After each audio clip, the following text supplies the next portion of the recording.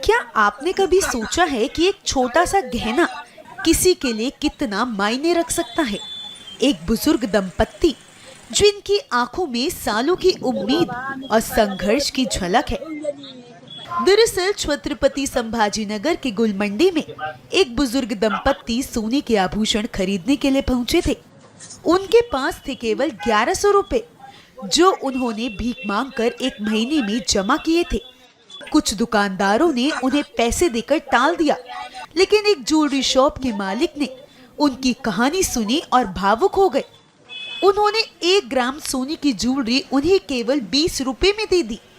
बुजुर्ग दंपत्ति ने दुकानदार से कहा कि आप पर भगवान का हमेशा आशीर्वाद रहेगा। उनकी आंखों में आंसू थे, लेकिन दिल में संतोष था।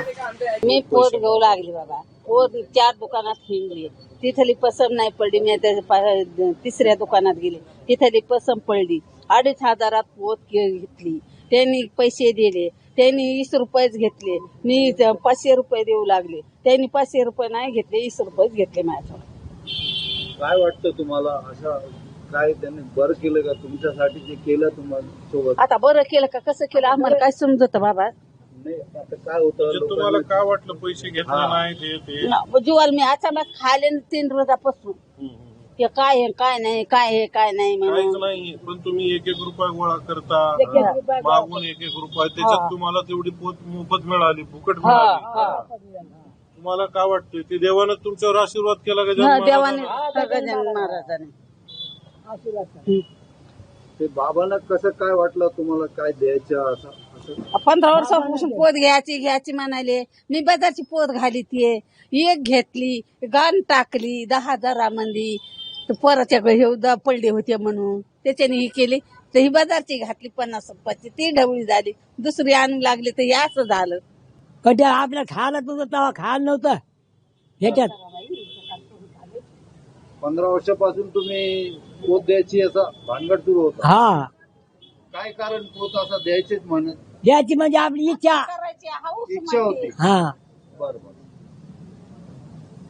घर सोडून म्हणून घर सोडून आम्ही म्हणून करायला भिकार मागतो आम्ही। बता दे, यह दंपत्ति जलना शहर के मानता तहसील के एक छोटे से गांव के निवासी है। खेती में नुकसान के बाद वे शहर में आकर भीख मांगकर अपनी रोजी रोटी चलाते हैं। उनके पास बहुत कुछ नहीं था, लेकिन दिल में एक दूसरे के लिए अपार प्रेम और उम्मीद थी। ये जो है ना, एक बुजुर्ग आए थे,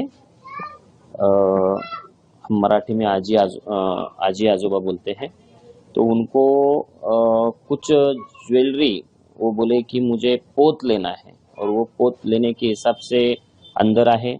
उनको यहाँ पे स्टाफ ने पोत दिखाया, उनको एक माला अच्छा लगा, एक मंगलसूत्र की महाराष्ट्र में वाटी पहनते, वो वाटी अच्छी लगी। उन्होंने वो 2 चीज़ें ली। मैं ऑफिस में था ऊपर, तो एक मेरे एम्प्लॉय ने मुझे बुलाया, मैं नीचे आया तो उनसे जो बातचीत हमने की वो सब वीडियो में है। और प्रामाणिक बहुत थे, उनको पैसे देके ही लेना था, तो उन्होंने मुझे पहले 1120 देने की कोशिश की, फिर कुछ चिल्लर देने की कोशिश की, फिर आजी के पास, मतलब वो बुजुर्ग महिला के पास कुछ नोट थी जो 20 और 10 की थी, पूरे ऐसे जमा हुई थी, तो वो देने की कोशिश की। हमने वो मना किया, और वहाँ पे जो हमारा 1 ग्राम गोल्ड ज्वेलरी का जो बिजनेस है, उसमें से जो माला थी वो हमने उनको सुपुर्द की। वो वाटी जो पेंडेंट है वो सुपुर्द किया, और तो भी वो बोले कि हमसे कुछ ना कुछ तो लो। तो उनके आशीर्वाद रूप मैंने आजी से 10 और वो बुजुर्ग अंकल से 10 ऐसे 20 रुपए लिए। आज भी वो मेरे पास है, और विठू राया का आशीर्वाद और उनका आशीर्वाद मुझे मिल गया। बुजुर्ग दंपत्ति शहर के गजानन महाराज मंदिर के पास स्थित एक मेडिकल शॉप पर जाते हैं, जहां वे अपने नोटों को छोटे सिक्के में बदलवाते हैं और फिर उन पैसों को अपने बेटे को गांव भेजते हैं। मेडिकल शॉप के ओनर ने उनकी पूरी कहानी बताई है। 95 की उम्र में सिग्नल पे रिस्क है, गाड़ियों का रिस्क है, मंदिर के बाहर रिस्क है, रात में वो मंदिर के बाहर सोते, चोरों की रिस्क है, लुटेरों की रिस्क है, फिर भी इतनी उम्र में अपनी बीवी के लिए एक एक रुपया भीख मांग के उन्होंने जमा किया है।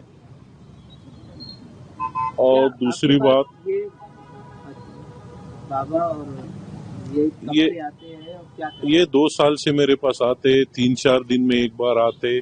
उनके जो छुट्टे पैसे होते 1-1, 2-2, 5-5 वो मेरे पास रखते हैं। उसके नोट बना के मैं उनको देता हूँ पैक करके, वो सेफ्टी उसको रखते हैं। पर फिर भी उनको रिस्क है पैसे की। ये 3-4 दिन में एक बार आते, चिल्लर के नोट बना के लेके जाते, अपने गांव को जाते। इनका एक बेटा भी है, मजूरी करता है। वो मंठा साइड गांव है इनका, उधर खेती नहीं कुछ नहीं, वो भी ऐसा मजूरी है। इसलिए वो कर्जा था इनका, इसलिए ये औरंगाबाद आए। बच्चे ने इनके कर्जा कर लिया था, इसलिए ये औरंगाबाद आए काम करने के लिए। पर बाबा तो काम नहीं कर सकते, उम्र ज्यादा है। तो इनके दिमाग में आया कि चलो मंदिर के बाहर दक्षिणा के रूप में पैसे ले लें। और वो वैसे ही मंदिर के बाहर पैसे मांगने लगे लोगों से। दिन भर पैसे मांगते हैं, शाम में कुछ उन्हीं पैसों से कुछ तो खाना खा लेते हैं। बचे वाले कुछ पैसे वो हमारे पास लेके आते, उसके हम नोट बना के देते। काय करते मग बोलून घेते आणि काहीतरी व्यवस्था करून देते, पैसे देतो घेऊन ये। आणि काही भीती वाटली तर मला सांग.